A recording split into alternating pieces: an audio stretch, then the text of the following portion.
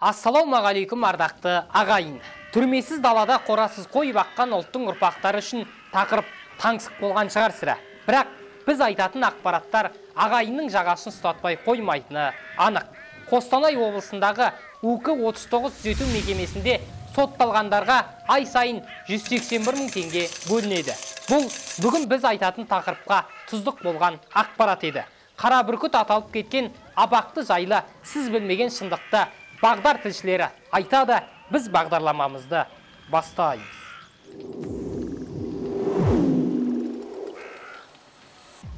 Қазір қара бүркіт түзету мекемесінде жеке тұлғаға қарсы, сондай-ақ қоғамдық қауіпсіздік пен қоғамдық тәртіпке қарсы қылмыстық құқық бұзушылық жасап, өмір бойына сотталғандар жазасын өтеуде.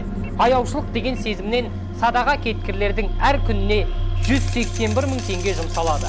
Жауаптылардың жасырмай айтқан жауабына сүйенсек, бұл соманың ішіне мекеме қызметкерлердің жалақысы, қызметкерлердің іс-сапар шығыны, коммуналдық қызметтер, азық-түлік, гигиеналық заттар, киім-кешек жабдығы қамтылады. Ал қара бүркіт мекемесі қызметкерлерінің орташа жалақысы 200 мың теңгені құрайды екен.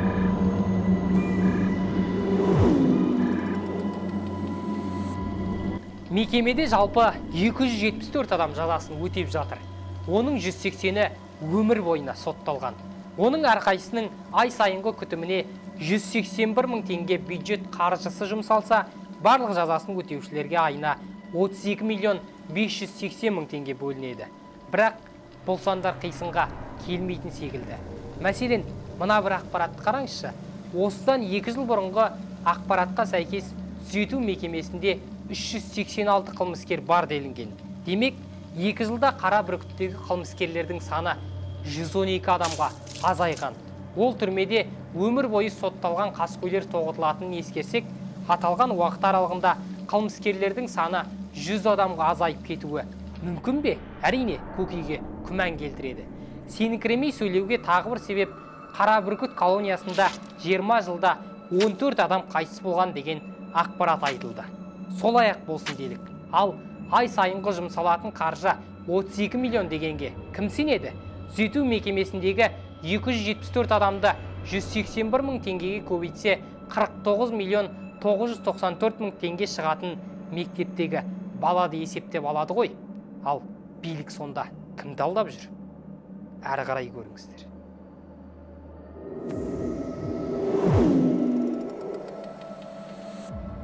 50 миллион теңге жұмсалатын түрменің тұрғындары уақытын қалай өткізеді дейсіздер ғой ағайын. Мекеме өкілдері айтты, міне, көріңіздер. Сотталғандардың күні мекеме бастығымен бекітілген күн тәртібіне сәйкес ұйқыдан тұрғызудан басталып, жаттығу жасау, таңғы ас, таза ауада серуендеу, түскі ас, телефонмен байланысу, жақындармен кездесу, тәрбие іс-шараларын өткізу, соның ішінде мәдени және спорттық іс-шараларды өткізу, телебағдарламаларды көру, жеке уақыт, кешкі ас және ұйқыға жатқызумен өтеді. Мекеме қызметкерлері сотталғандармен жазаны өтеуді бекітілген тәртібін бұзбау мақсатында күнделікті жұмыс жүргізеді.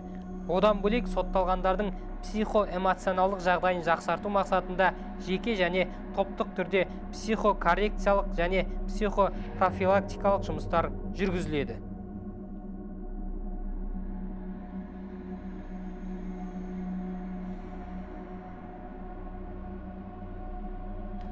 Жазаланушылардың бар жағдайын жасаған түзету мекемесінде кімдер жатыр деген күмәнді сұрақ ағайынның көкейінде қалмасын. Оны да айтайық. 14 солдатты аяусыз қырған Владислав Челах пен ақтөбелік террорист Әлібек Ақпанбетов, қыздардың етінен түшпара жасап жеген алматылық каннибалдар Евгений Турочкин пен Михаил Вершинин, Алматыда 2021 жылы 5 адамды атып өлтірген Игорь Дужнов дәл осы түрмеге қамалған. Айта берсең, жүрек дейтін жұмырет жарылып кетуі мүмкін. Айуандық жасаудан бір-бірінен асып түскен қылмыскерлерді мемлекет неге асырап отыр? Адамдықтан аттағандарға мәдени іс-шара өткізу миға сыймайтын сорақылық қой. Қалай ойлайсыздар ағайын? Комментарийге жазыңыздар.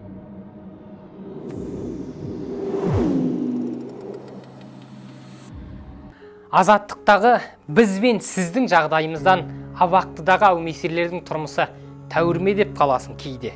Қымбатшылық қос бүйірінен қысып, қажыған елге енжарлық танытудың орнына қолын қанға бұлаған қаскөйлердің жағдайын жасаған үкіметтен үміт бар ма өзі?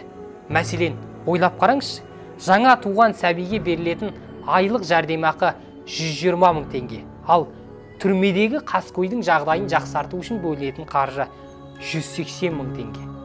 Хош, тағдырдың тәлкегімен тар қапасқа тоғытылғандарды да адам деп арашалап алуға болатын шығар. Алайда олар да мемлекетке қызмет қылуы тиіс. Бұл әлемдік тәжірибеде бар дүние. Ал біздікілердің күн тәртібіне қарасаң, курортта жатыр ма деп қаласың. Біз айттық, қорытынды шығаратын сіз ағайын. Бағдарлама жүргізушісі Жақсылық Зейнешев. Жақсылықта жолыққанша ағайын.